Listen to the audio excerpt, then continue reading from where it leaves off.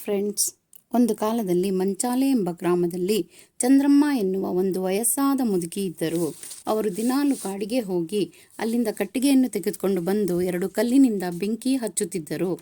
ಅದನ್ನು ಆರಲು ಬಿಡದೆ ಯಾವಾಗಲೂ ಉರಿಯುತ್ತಿರುವ ಹಾಗೆ ನೋಡಿಕೊಳ್ಳುತ್ತಿದ್ದರು.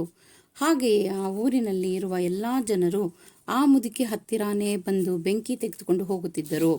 ಬೆಂಕಿ ತೆಗೆದುಕೊಂಡು ಹೋಗುವ ಜನರು ಮುದುಕಿಗೆ ಅಕ್ಕಿಯನ್ನು, ಕಾಳು ಕಡ್ಡಿ ಕೊಟ್ಟು ಹೋಗುತ್ತಿದ್ದರು. ಒಂದು ದಿನ ಮುದುಕಿಗೆ ಗರ್ವ ಬಂದು, ನನ್ನಿಂದಲೇ ಈ ಊರಿನ ಜನ ಬದುಕುತ್ತಿದ್ದಾರೆ ಎಂದು ಒಂದು ದಿನ ಬೆಳಿಗ್ಗೆನೇ ಎದ್ದು ಒಲೆಯನ್ನು ತೆಗೆದುಕೊಂಡು ಕಾಡಿಗೆ ಹೋಗಿ ಅಲ್ಲಿ ಮರದ ಕೆಳಗೆ ಕುಳಿತುಕೊಳ್ಳುತ್ತಾರೆ.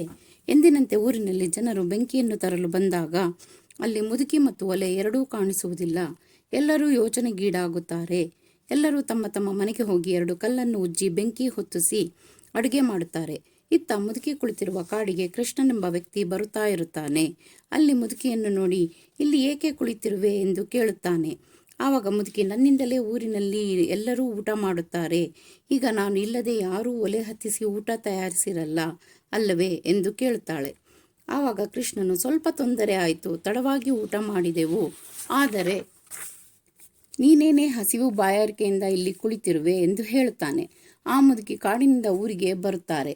ಆದರೆ ಅಂದಿನಿಂದ ಯಾರೂ ಬೆಂಕಿಯನ್ನು ತೆಗೆದುಕೊಳ್ಳಲು ಬರುತ್ತಿರಲಿಲ್ಲ. ಅಲ್ಲಿಗೆ ಮುದುಕಿ ತನ್ನ ತಪ್ಪಿನ ಅರಿವಾಗುತ್ತದೆ. ಊರಿನಲ್ಲಿರುವ ಜನರು ಕಾಳು ಕಡ್ಡಿ ಕೊಡುವುದನ್ನು ಬಿಟ್ಟರು. ದಯವಿಟ್ಟು ಲೈಕ್ ಮಾಡಿ, ಶೇರ್ ಮಾಡಿ, ಹಾಗೆ ಸಬ್ಸ್ಕ್ರೈಬ್ ಮಾಡಿಕೊಳ್ಳಿ. ಧನ್ಯವಾದಗಳು.